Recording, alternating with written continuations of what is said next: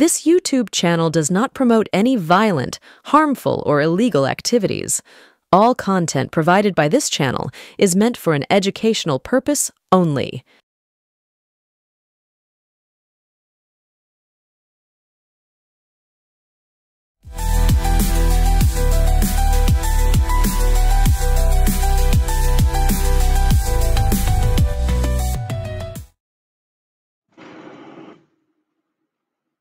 নমস্কার, আমি সুমন ভট্টাচার্য আবার ফিরে এলাম এনকে ডিজিটাল, আমাদের সাপ্তাহিক অনুষ্ঠান সরাসরি সুমন।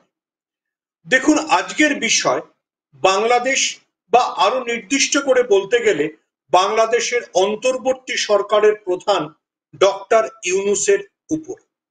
কি চাইছেন ডক্টর ইউনূস, আর কতদিন তিনি বিভিন্ন ধরনের নাটক করবেন এবং আমাদের প্রতিবেশী দেশকে একেবারে তলানির দিকে নিয়ে যাবেন, সেই প্রশ্ন এবার সকলের উঠছে। দেখুন, এই প্রশ্ন উঠতে পারে যে একজন ভারতীয় হিসেবে, বা আরো নির্দিষ্ট করে একজন বাঙালি হিসেবে আমাদের বাংলাদেশ নিয়ে আলোচনা করার কি দায় আছে। দেখুন, দায় আছে। বাংলাদেশ যদি সিরিয়া হয়ে যায়, অর্থাৎ সেখানে যদি গৃহযুদ্ধ শুরু হয়, সেখান থেকে যদি দলে দলে হিন্দুদের পালাতে শুরু করতে হয়, তাহলে বাংলাদেশের সীমান্ত থেকে ৬০ কিলোমিটারের মধ্যে বসে আমি আপনি নিরাপদ থাকব। এবং ইউনূস গত ৯ মাসে যেভাবে বাংলাদেশ চালিয়েছেন, যেভাবে নিত্য নতুন নাটক করেছেন, যেভাবে বাংলাদেশে মুসলিম মৌলবাদের তাণ্ডব আমরা দেখতে পেয়েছি, তারপরে আমরা কেউ আর খুব স্বস্তিতে নেই। কিছুদিন আগে ইউনূস পদত্যাগের নাটক করেন। নাটক কেন বলছি? কারণ তার ঘনিষ্ঠ ছাত্র নেতারাই, নাহিদ ইসলাম, আরো নির্দিষ্ট করে বলতে গেলে আন্তর্জাতিক সংবাদ মাধ্যম বিবিসির কাছে বলেছিলেন যে অন্তর্বর্তীকালীন সরকারের প্রধান হিসেবে ইউনূস পদত্যাগের ইচ্ছে দেখাচ্ছে। আবার তারপর সারাদিন ধরে চলা নাটকের পর ইউনূস জানিয়ে দেন যে তিনি পদত্যাগ করছেন। প্রথমত একটু পূর্বকরণ ব্যাখ্যা করা যাক। ইউনূস যে পদত্যাগ করার ইচ্ছে পোষণ করেছিলেন, তার সঙ্গে ভারতের বা আওয়ামী লীগের, মানে এই দুটোকে যোগ করেই যেহেতু বাংলাদেশে ভারত বিদ্বেষী যাবতীয় কথাবার্তা চলতে থাকে, কোনো সম্পর্ক ছিল না। ইউনূস সরকারের সংকট দেখা দিয়েছিল যখন বাংলাদেশের এই মুহূর্তে প্রধান রাজনৈতিক দল বিএনপি দাবি করে যে ইউনূস সরকারের ৩ মুখ্য উপদেষ্টা, যাকে ইউনূস তার জুলাই বিপ্লবের মাস্টার মাইন্ড বলেছেন, সেই মাহফুজুল ইসলাম, সজীব ভুইয়া, এদের পদত্যাগ করতে হবে। বিএনপি শুধু এটা করে না, বিএনপির এক মেয়রকে যখন ঢাকা দক্ষিণের মেয়র হিসেবে শপথ গ্রহণ করানো হচ্ছিল, তখন বিএনপি এইটাকে একটা আবশ্যিক দাবি করে নেয়। পাল্টা আসে ইউনূসের সমর্থক ছাত্রদের, অর্থাৎ এনসিপি, যে পার্টিটি নতুন তৈরি হয়েছে, তাদের তরফ থেকে। তারা বলে যে অন্তর্বর্তী সরকারের যে ৩ জন বিএনপির লোকজন আছেন, অর্থাৎ যেমন যার নাম আমরা সবাই জানি, বাংলাদেশের আইন উপদেষ্টা, সেই আইন উপদেষ্টা এবং আরো ২ জনকে পদত্যাগ করতে হবে। অর্থাৎ সরাসরি বিএসএস এনসিপির সংঘাত শুরু হয়ে যায়। সেই সংঘাতে বাংলাদেশের সরকার টলমল হয়। এনসিপির নিশানা ছিল আসিফ নজরুলের দিকে, যিনি বাংলাদেশের বর্তমান অন্তর্বর্তী সরকারের আইনি উপদেষ্টা। যারা আমরা বাংলাদেশের সরকারের সবাইকে, অন্তর্বর্তী সরকারের সবাইকে চিনি না, তাদের জেনে রাখা ভালো, এই আসিফ নজরুল হচ্ছেন বাংলাদেশের জনপ্রিয় সাহিত্যিক, বা বাংলাদেশের বলা ভালো কেন, বাংলা ভাষার অন্যতম জনপ্রিয় সাহিত্যিক হুমায়ুন আহমেদের জামাই। তো আসিফ নজরুলদের সঙ্গে এই যে এনসিপির বিরোধ, তাই এমন পর্যায়ে যায় যে বাংলাদেশের অন্তর্বর্তীকালীন সরকারের প্রধান হিসেবে ইউনূস পদত্যাগের ইচ্ছা প্রকাশ করে। যদিও ইউনূসের কট্টর সমালোচকরা মনে করেন এই সবই ইউনূসের নাটক। আসলে ইউনূস, যিনি সরকার চালাতে সম্পূর্ণভাবে ব্যর্থ হয়েছেন, তিনি আসলে সহানুভূতি কুড়োনোর চেষ্টা করছেন। এর পাশাপাশি ইউনূসের উপর সেনাবাহিনীর চাপ ছিল, কারণ ইউনূস, যার বয়স ৮৪ হতে চলেছে, সেই ইউনূস ক্ষমতা যেহেতু ছাড়তে চাইছেন না, অন্যদিকে বিএনপি নির্বাচন করানোর জন্য চাপ দিচ্ছে, এবং বাংলাদেশের সেনাবাহিনীও বলছে এই বছরের ডিসেম্বরের মধ্যে নির্বাচন সেরে ফেলতে হবে।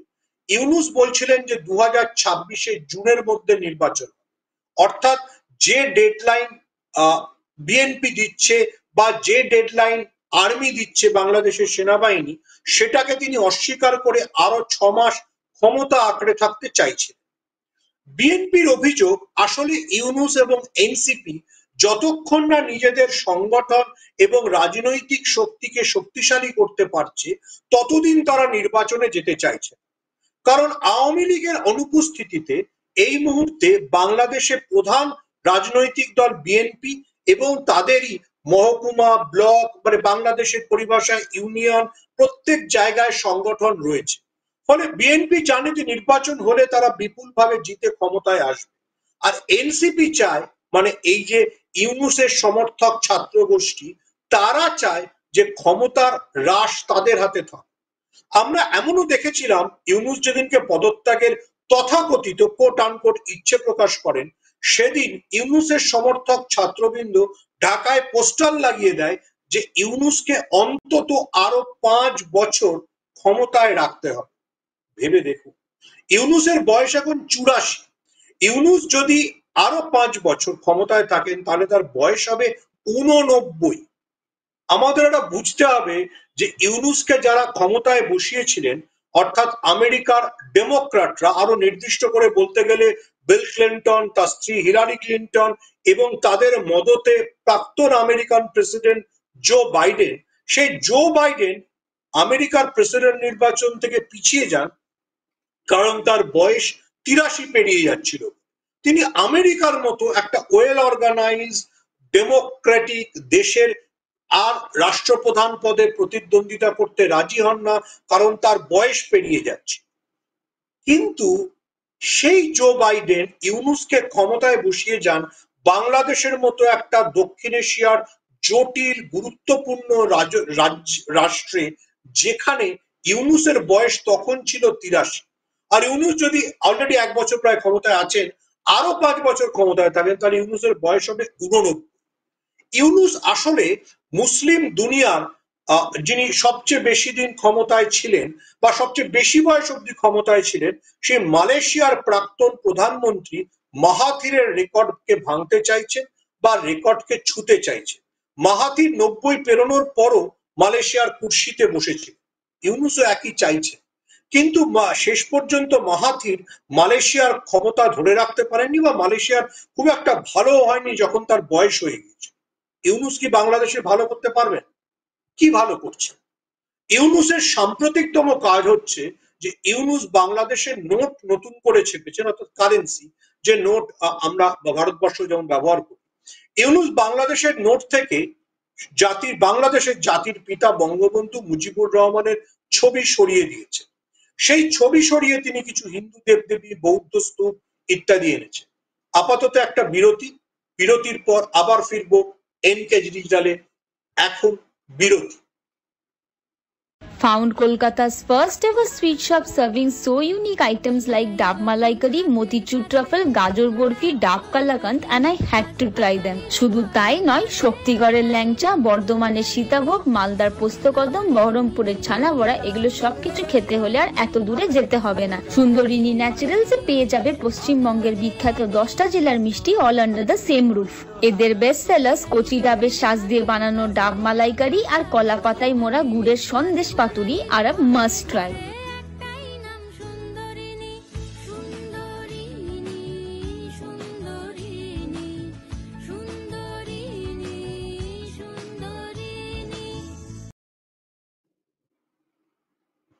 নমস্কার, আবার ফিরে এলাম এনকে ডিজিটালসের অনুষ্ঠান সরাসরি সুমন।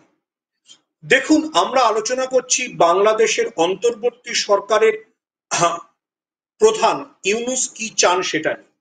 ইউনূস যেদিনকে এই পদত্যাগের নাটকটা করলেন, ঠিক তারপরই বাংলাদেশের যেটা ভারত সংলগ্ন এলাকা, অর্থাৎ যশোর এবং ঝিনাইদহতে হিন্দু পরিবারগুলির উপর আক্রমণ।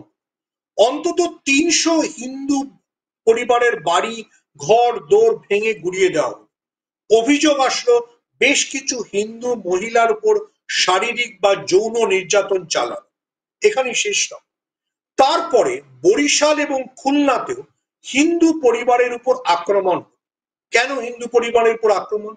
কারণ ইউনূস তার পদত্যাগের এই নাটকের পরে গোটা বিষয়টি চাপিয়ে দিয়েছিলেন ভারতের উপর।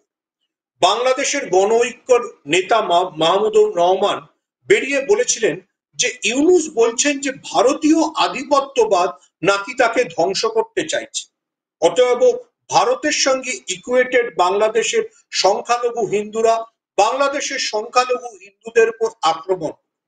এবং যে ইউনূস এতদিন হাসিনা সরকারের বিরুদ্ধে মিডিয়াকে নিয়ন্ত্রণ বা ফ্যাসিবাদের কথা বলতেন, এই যে যশোর, খুলনা, বরিশাল এইসব জায়গায় হিন্দুদের উপর আক্রমণ হলো, বাংলাদেশের কোনো মিডিয়া সেটা খবর করল না। ইউনূস এবং তার প্রেস সচিব শফিকুল, যিনি বেসিক্যালি জামাত শিবিরের প্রাক্তন নেতা, তারাই পুরো ঘটনাটাকে চাপ দিয়ে বন্ধ করল। কিন্তু চাপ দিয়ে তো, শাক দিয়ে তো মাছ ঢাকা যায় না। সোশ্যাল মিডিয়ায় ছড়িয়ে পড়লো কিভাবে হিন্দুদের উপর অত্যাচার। আচ্ছা, ইউনূসের অভিযোগকে ভাবা যাক, সত্যি কি ভারতবর্ষ ইউনূসের পেছনে আদা জল খেয়ে লেগেছে? যদি লাগতো তাহলে তো ঈদের আগে বাংলাদেশে চাল, আলু, পেঁয়াজ রফতানি করা হতো না। যদি কেউ দেখেন যে মোদী সরকার বাংলাদেশে কিন্তু কোনো রফতানির উপরই ছেদ টানেনি, বিশেষ করে যেগুলো আবশ্যক জিনিসপত্র, এগেন আই রিপিট, চাল, আলু, পেঁয়াজ, ডাল ইত্যাদি, ঈদের আগে যদি বাংলাদেশে ভারতবর্ষ চাল, আলু, পেঁয়াজ রফতানি বন্ধ করে দিত, তাহলে এমনিতেই বাংলাদেশের জিনিসপত্রের দাম যে আকাশ ছোঁয়া হয়েছে, কোথায় যেত সেটা ভেবে দেখ। ইউনূস মিথ্যে কথা বলছে। হ্যাঁ, বাংলাদেশের বিরুদ্ধে অবশ্যই মোদী সরকার বা ভারতবর্ষ কিছু স্টেপ নিয়েছে, যেগুলো অবশ্যই ভারতের স্বার্থের জন্য গুরুত্বপূর্ণ। ইউনূস একই সঙ্গে চীনের সঙ্গে গলাগলি করবেন, বেইজিং এ গিয়ে বলে আসবেন যে শি জিনপিং, তুমি ভারতবর্ষের নর্থ ইস্টের 7টা স্টেট, যেগুলোকে আমরা 7 সিস্টার্স বলি, সেগুলোকে বাণিজ্যের জন্য বেছে নাও, আর আমরা তোমাকে ফ্রি পোর্ট দেবো। এটা তো হতে পারে না। ভারতবর্ষ বাংলাদেশ থেকে গার্মেন্টস ইম্পোর্ট করা উপর নিষেধাজ্ঞা জারি করেছে, ভালো করেছে। তুমি আমার ক্ষতি করবার চেষ্টা করবে, আমি তোমাকে ছেড়ে দেবো, এটা তো হতে পারে না। কিন্তু ভারতবর্ষ, আবারও রিপিট করছি, ভারতবর্ষ যদি ইউনূস সরকারকে উৎখাতের জন্য সর্বস্ব দিয়ে চেষ্টা করত, তাহলে তো চাল, ডাল, আলু, পেঁয়াজ রফতানি বন্ধ করে দিত, যেগুলো বাংলাদেশে অত্যাবশ্যক পণ্য। সেগুলো কি করা হয়েছে? করা হয়। আচ্ছা, বাংলাদেশের গার্মেন্টস ইন্ডাস্ট্রি টিকে আছে ভারতবর্ষের থেকে তুলনীয়। এর আগেও বাংলাদেশের অনেক ভারত বিরোধী শক্তি অনেক বড় বড় কথা বলেছে যে চীন থেকে তুলো আনা হবে।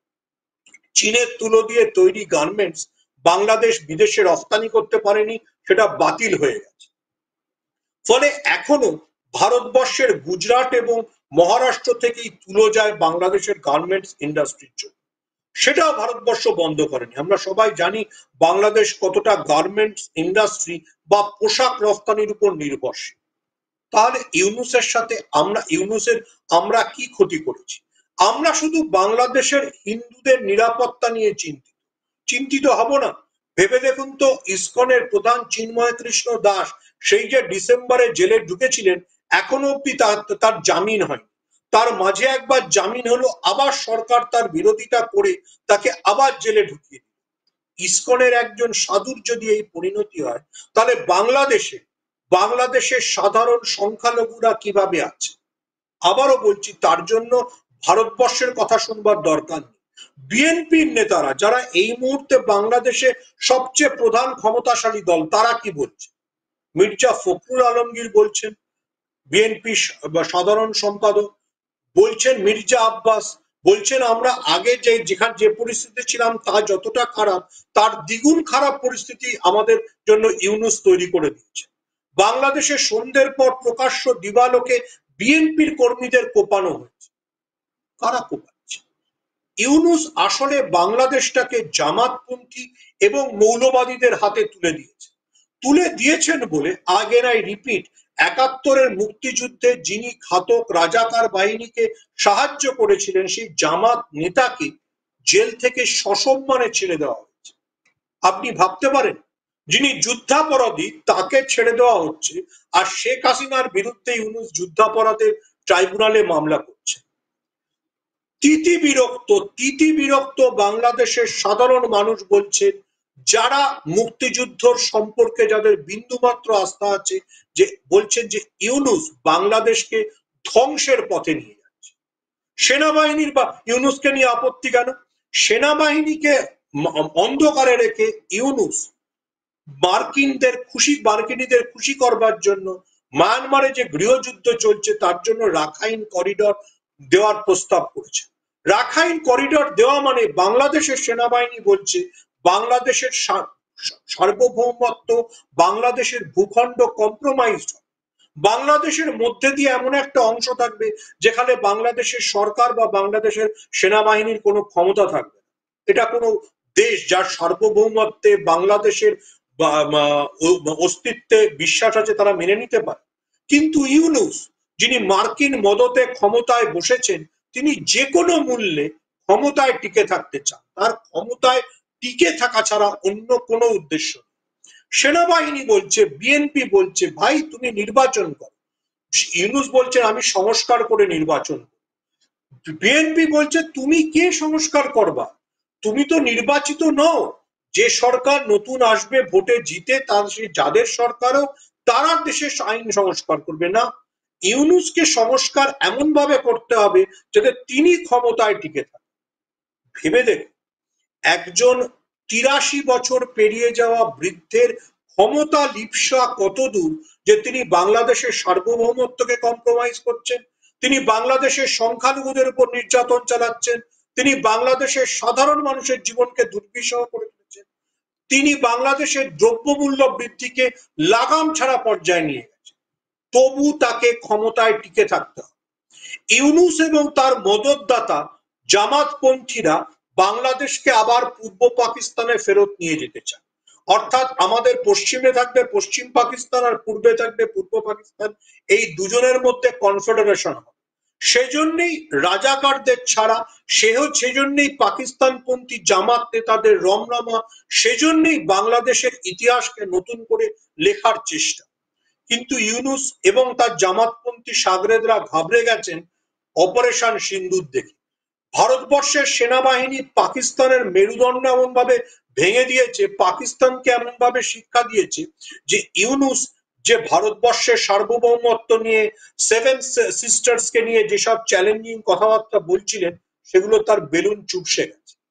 কিন্তু প্রশ্ন হচ্ছে যে ইউনূস আর কতদিন এই নাটকটা চালাবে, আর কতদিন তিনি ক্ষমতা ধরে রাখবেন? এই প্রশ্নটা আমাদের নয়, বাংলাদেশবাসী। কেন বাংলাদেশবাসী? কারণ তাদের জিনিসপত্রের দাম, তাদের আইন শৃঙ্খলা, তাদের দেশে নারীর অবস্থা, এই সব কিছুকে ইউনূস একেবারে তলানিতে নিয়ে গিয়েছেন। দেশটাকে পুরোপুরি জামাতপন্থী বা মৌলবাদীদের হাতে তুলে দিয়েছে, যার প্রতিবাদ বিএনপি করছে। এমনকি নিষিদ্ধ করে দেওয়া আওয়ামী লীগও রাস্তায় মিছিল করছে। শেখ হাসিনা ভারতবর্ষে বসে আছেন, তার সঙ্গে দেখা করতে তার বিদেশে বসবাসকারী পুত্র সজীব জয়, তিনি ভারতবর্ষে আসছে। শেখ হাসিনা হয়তো বাংলাদেশে এখনই ফিরতে পারবেন, কিন্তু তিনি চেষ্টা করছেন আওয়ামী লীগকে রিবিল্ড করবার। আর আওয়ামী লীগকে নিষিদ্ধ করা সত্ত্বেও সেই জুজুতে কাঁপছেন ইউনূস, যিনি ক্ষমতা ধরে রাখতে মরিয়া, যিনি জামাতের সঙ্গে সমঝোতা করেছেন। তিনি তো শুধু বাংলাদেশের নোট থেকে বঙ্গবন্ধু মুজিবুর রহমানের দেননি, আবারও রিপিট করছি, তিনি বঙ্গবন্ধুর বাড়ি, যা বাংলাদেশের স্বাধীনতার প্রতীক, সেই ৩২ নম্বর ধানমন্ডিকে গুড়িয়ে দেওয়ার জন্য মৌলবাদীদের মদত দিয়েছে। এর চাইতে ঘৃণা, এর চাইতে জঘন্য অপরাধ পৃথিবীর কোন রাষ্ট্রপ্রধান করতে পারেন না। তিনি যে মাৎসন্যায় সেদিনকে ঢাকা শহরে দেখিয়েছিলেন ৩২ নম্বর ধানমন্ডিকে গুড়িয়ে দিয়ে। ইউনূস ৩২ নম্বর ধানমন্ডিকে গুড়িয়ে দিতে পারে, ইউনূস আওয়ামী লীগকে নিষিদ্ধ করতে পারে, কিন্তু বাঙালির হৃদয় থেকে, বাংলাদেশের হৃদয় থেকে মুজিবকে মুছতে পারবেন? সম্ভব? ইউনূস কি ৭১-এর মুক্তিযুদ্ধের কৃতিত্ব নিজের কাঁধে নিতে পারবেন? ইউনূস রাজাকারদের ছাড়তে পারেন, কিন্তু বাংলাদেশের সাধারণ মানুষ মনে রাখবে যে সেই রাজাকাররা পাকিস্তানিদের সঙ্গে হাত মিলিয়ে বাঙালি রমণীদের উপর কি অত্যাচার করেছে, বাঙালি পুরুষদের কিভাবে হত্যা করেছে। ইউনূস সেই ইতিহাসকে মুছে দিতে পারবেন? পারবেন। তাই ইউনূসের নাটক কবে শেষ হয় সেজন্য আমরা সবাই তাকিয়ে আছি। ইউনূস বাংলাদেশে যত মৌলবাদের রমরমা করবেন, সেই মৌলবাদকে ব্যবহার করে পশ্চিমবঙ্গে হিন্দু মৌলবাদীরা বা আরো নির্দিষ্ট করে বলতে গেলে আরএসএস এবং বিজেপির রমরমা বাড়বে। ইউনূসের এটা বোঝারও ক্ষমতা নেই বাংলাদেশে হিন্দু নিপীড়ন হলে এপার বাংলায় আরএসএস বিজেপির কতটা সুবিধা। আমি আগেও লিখেছি, আগেও বলেছি, আবারও বলছি, ইউনূস গোটা দক্ষিণ পূর্ব এশিয়ার জন্য একটা বিপদ। তিনি দক্ষিণ পূর্ব এশিয়ার সাম্প্রদায়িক সম্প্রীতি, দক্ষিণ পূর্ব এশিয়ার রাজনৈতিক ভারসাম্যকে শেষ করছেন। তিনি ভারতবর্ষের জন্য সংকট তৈরি করছেন, তিনি মায়ানমারের জন্য সংকট তৈরি করছেন, তিনি বাংলাদেশকে সর্বনাশ করছেন। আমাদের একটাই প্রশ্ন, কবে ইউনূস বিদায় নেবেন? বাংলাদেশে বিএনপি আসুক, যে আসুক, বাংলাদেশে একটা নির্বাচিত সরকার বাংলাদেশের মানুষকে সুখ এবং স্বস্তি দেবে। ভারতবর্ষের মানুষ হিসেবে, বাঙালি হিসেবে ওপার বাংলায় শান্তি এবং স্থিতিশীলতা ফিরলে আমরা খুশি হব। এইটুকু আশা নিয়েই আমাদের বেঁচে থাকা। আজকের এপিসোড এই পর্যন্ত। আপনারা দেখতে থাকুন এনকে ডিজিটাল।